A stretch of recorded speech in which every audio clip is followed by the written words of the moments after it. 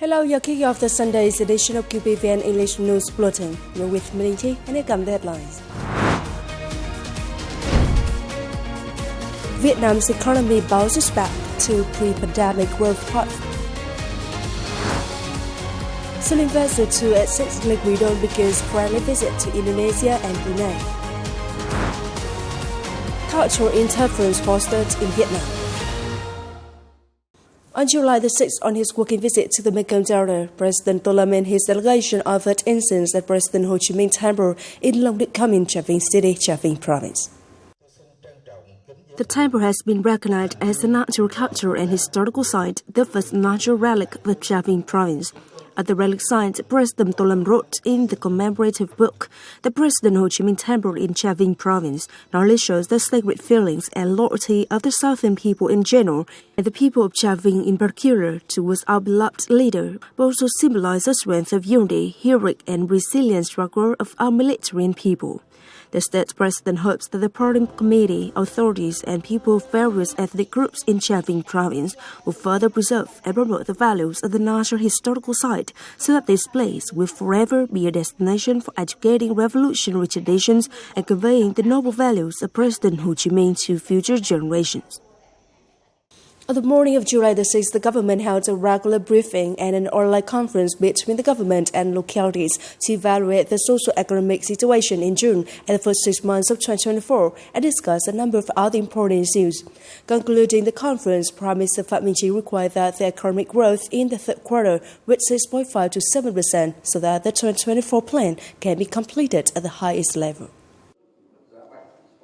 Reviewing 11 outstanding results, the Prime Minister said that GDP growth in the second quarter recovered strongly, reaching 6.93%. GDP growth in the first 6 months reached 6.42%, much higher than the same period in 2023, exceeding the set scenario. The macroeconomy continues to be stable, while inflation is controlled. Major balances are ensured. The 6-month average CPI increased by 4.08%. The 6-month exports increased by 14.5%. The trade surplus reached more than $11 billion. The service and tourism sectors recovered strongly with 8.8 million international visitors to Vietnam in 6 months, an increase of 4.1% compared to the pre-pandemic period. The disbursement of public investment capital reached 29.39% of the set target. FDI attraction in 6 months reached $15.19 billion, an increase of 13.1%. The agricultural, industrial and service sectors in many provinces such as Bắc Giang, Khánh Hòa, Thanh Hóa, Hà Nam, Hải Phòng, Trà Vinh and Hải Dương witnessed high growth rates. Many international organizations and experts continue to highly value the prospects of Vietnam's economy.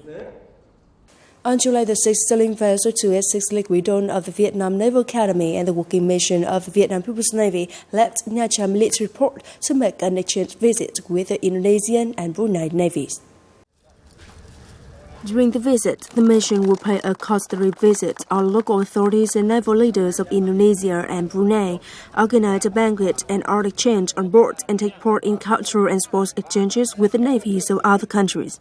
This visit aims to strengthen cooperation, understanding, and mutual trust between Vietnam People's Navy and the navies of Indonesia and Brunei. It also allows senior cadets of the Naval Academy to practice their long-distance seafaring skills, ability to command and operate ship equipment, and handle real-life situations at sea. It is expected that sailing vessel 286 Lake Widon will arrive in Surabaya Naval Base, Indonesia, from July the 17th. The mission's activities will be covered along the voyage. Thanh Tú, QPVN reporter from Nha Trang Military Port, Khánh Hòa.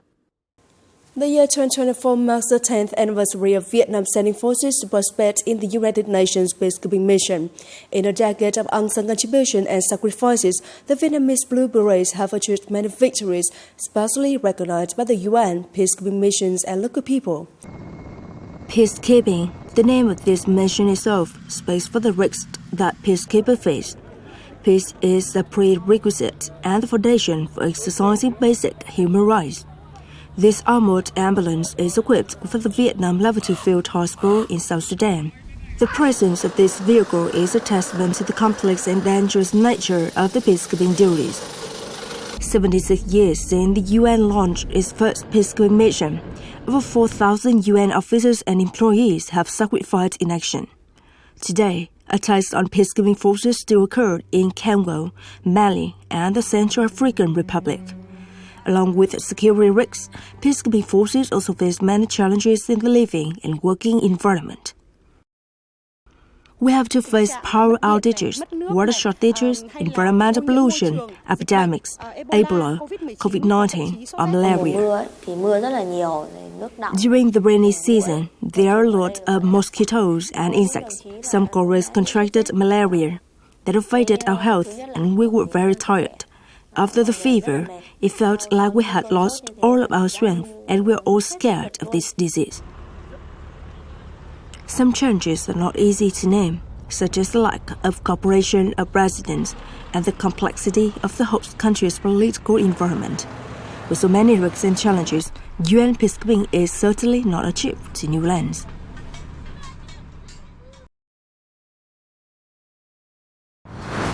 Coming up next, Ninh Bình tour among world's best travel experiences. Cultural interference fostered in Vietnam. Within the framework of the Vietnamese Cultural Days in Russia, Vietnam's Minister of Culture, Sports and Tourism Nguyễn Văn Hùng had a working session with Russian Minister of Sport Mikhail Reup. Minister Hùng proposed Russia facilitate the training of Vietnamese athletes in Russia. Both sides are committed to promoting the participation of their athletes in respective sporting events. Moreover, they pledged ongoing mutual support within international sports organizations and global sports forums. At the end of the meeting, Minister Nguyễn Văn Hùng and Minister Mikhail Reup signed a memorandum of cooperation, contributing to further strengthening the Vietnam-Russia relations in the field of sports. The U.S. travel guidance platform TripAdvisor had just announced a list of destinations, services, and travel products that have won the category of Best of the Best Things to Do in 2024 as voted by travelers. Accordingly, a full-day tour to the northern province of Ninh Bình from Hanoi has been listed in the 9th position among the top 10 experiences in the world for 2024. In the first 6 months of the year, Ninh Bình province hosted over 6.2 million visitors, an increase of over 38% compared to the last same period. Following the party's viewpoints and flexibly applying them in accordance with cultural characteristics of local people, InBay has paid special attention to building cultural identity and human factors in parallel with the promise of development in the direction of green, harmony, identity, and happiness. This is the first province in the country to bring the happiness index into life, at the same time turning unique cultural values into internal strength, a great resource and motivation for people to support own differences and join hands to develop the homeland.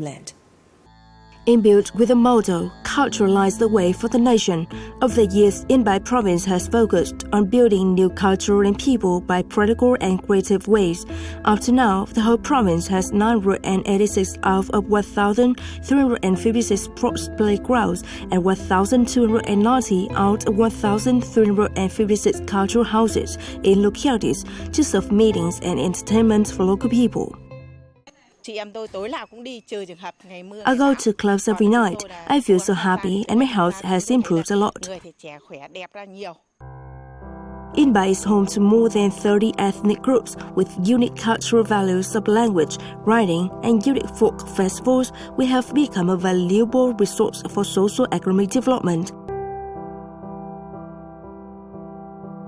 The province owns 510 intangible cultural heritage elements of ethnic minorities, especially Sui Thai art, which has been recognized by UNESCO as representative intangible cultural heritage of humanity. The role of culture, sports, and tourism in the province's socio-economic development has been enhanced. Many typical cultural heritage values have been preserved, promoted, and become valuable resources for exploitation and sustainable economic development. Building and developing InBay cultural values and people of friendliness, solidarity, creativity, and integration is both a goal and a foundation, an important source of internal strength to build InBay in the direction of green, harmony, identity, and happiness. Cultural diplomacy, along with political diplomacy and economic diplomacy, are the three major pillars in Vietnam's diplomacy. Especially in the current context of globalization and international integration, the need for cultural interference to promote innovation between Vietnam and other countries around the world is becoming increasingly important and necessary. Its Vietnamese culture wants to develop in addition to preservation. It needs to preserve new cultures to enrich and deepen its cultural values while opening up opportunities to taught Vietnam's culture to the world. And Vietnam always actively and selectively absorbs foreign artistic quintessence to renew and enrich its culture. Let's follow us now to better understand the innovation and creativity when combining traditional, modern, East West, global, local cultural elements in culinary field. Kính thưa quý khán giả và các đồng chí, trên tay tôi đang là hai chiếc bánh mì.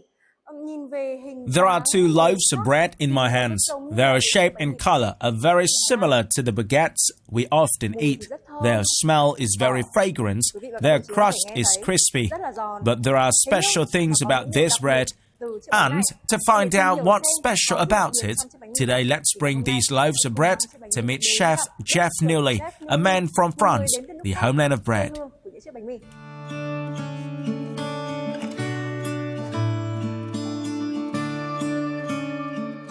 Hello, Chef Newley. Thank you very much for taking and joining this program with the QPVN audiences. And today I bring this baguette to you. It looks like normal baguette, and I want you to taste it and tell the audiences how you feel about it. You ready? Okay. Yeah. Here you are. Thank you very much.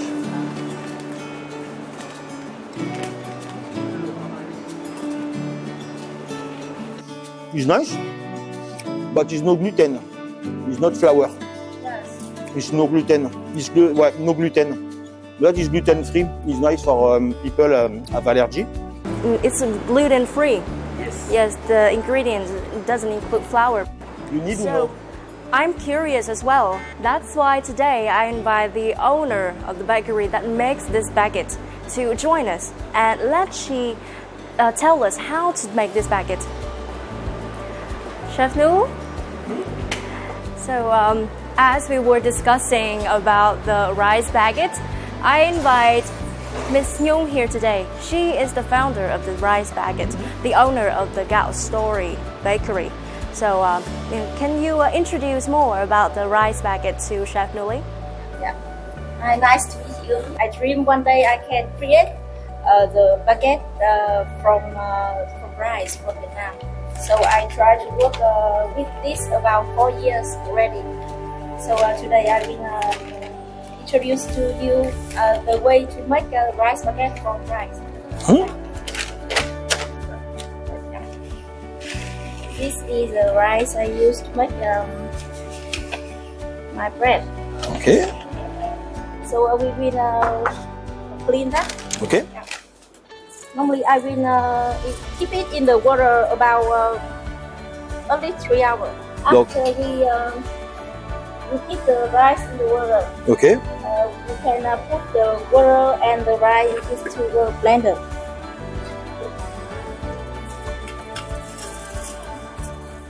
And the ratio of rice and water normally will be 1:1. Okay. Yeah. And it's nice and smooth.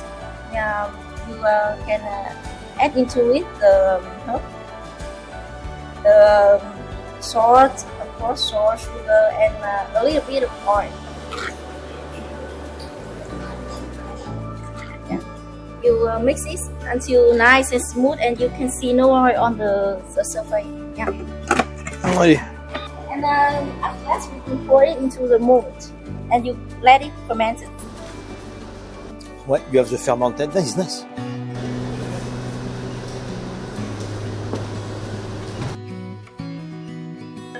Yeah, here we have the fresh baked rice bread.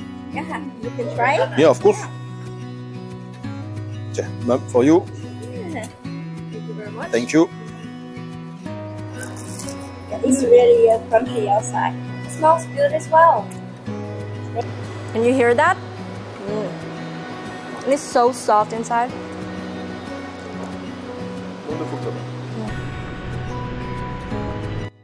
Any creativity starts from absorbing what is already there.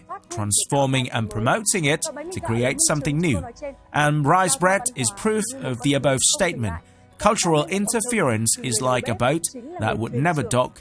From the stories of rice bread, we get a broader view. That is, if we know how to take advantage of globalization and know how to change it in our own way, Vietnamese people will create a brand with their own mark. It is the end of the English News Bulletin today. You can watch our news again at QPVN.vn. For now, goodbye and see you next time.